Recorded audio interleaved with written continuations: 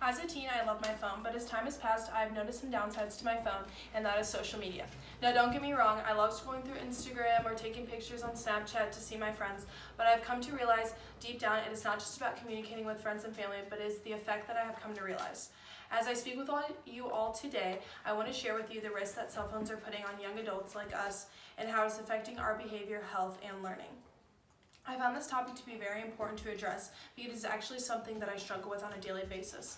I just want to persuade young adults, if I can, about this topic and how it can affect teens like us that we didn't already know about before. I want to share with you guys today about my 3 main points that I believe should be addressed and talked about. I believe that cell phones and what comes with them, like media, as I mentioned before, can put a strain on teens' lives, and I would like to address how it can affect their behavior, health, and learning.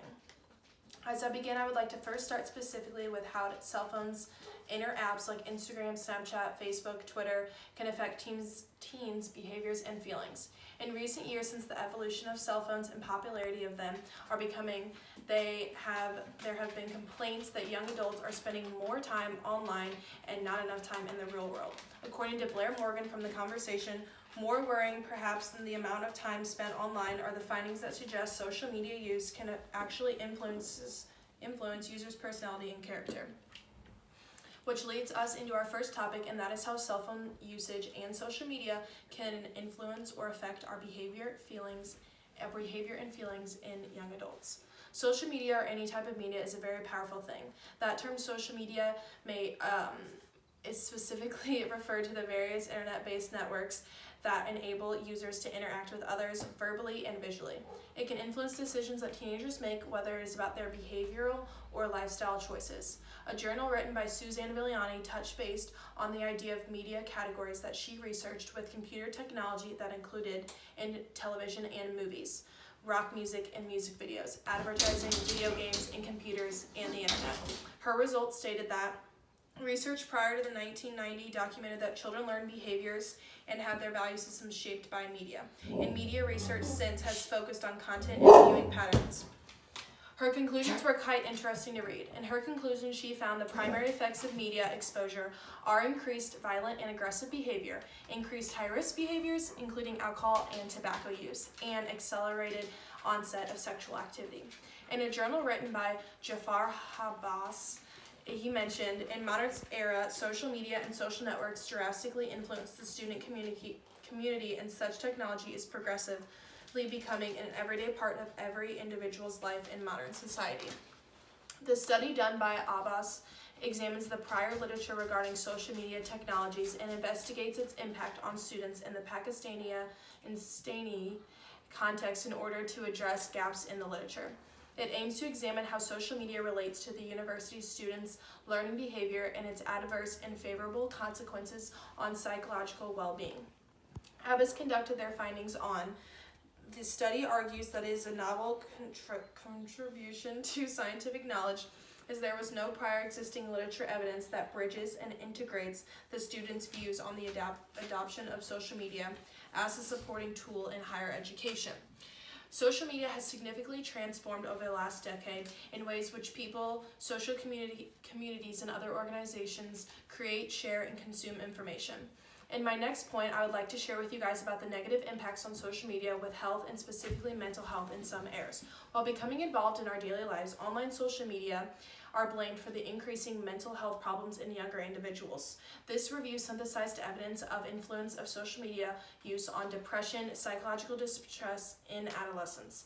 In this journal written by Kellis Betul, it is mentioned that the World Health Organization reported that 10 to 20% of children and adolescents worldwide experience mental health problems. It is estimated that 50% of all mental health disorders are established by the age of 14 and 75% by the age of 18. These numbers come from individuals that have problematic behaviors related to internet use are often described in psychiatric terminology such as addiction. Like I've mentioned before, usage of social media among people is increasing due to the fast evolution of technology and the changes between people's communication. A journal written by Andre Stark mentioned his findings that concluded the results have shown the correlation between spending more time on online social networking that increased chances for self-harm, psychological distress, and suicidal ideation, anxiety, and mood changes, as well as the development of depression. The use of social media in adolescence can both have positive or negative effects on future mental well-being. We don't want the negative effects to be possible, so it is important for healthcare systems to emphasize the development of safety use of social media and ensure effective mental health support for people who need it.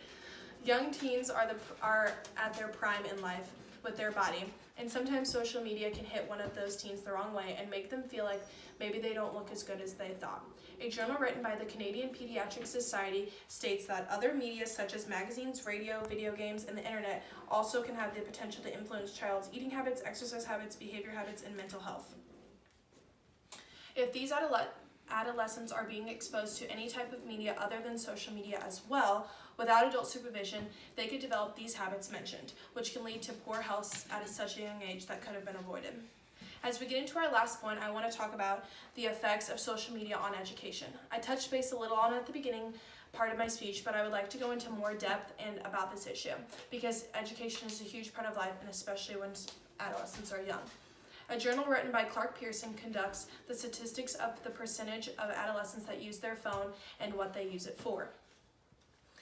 75% of teenagers now own cell phones, and 25% of them use them for social media, 54% use them for texting, and 24% use them for instant messaging. I would like to point out that none of those categories of percentages mentioned anything about learning, or in other words, school-related learning. Now, don't get me wrong, I'm not telling you to pick up your phone each day and try to learn something new with it, but I'm trying to tell you the distraction it has on you from learning something new. The thing with social media is that it helps us accomplish things like staying connected with friends and family, making new friends, sharing pictures, and exchanging ideas, but it doesn't ever mention helping us improve our learning. It actually hurts more than it helps. There have been a lot of approaches on the idea of e-learning, and with that there has been some positive and negatives mentioned.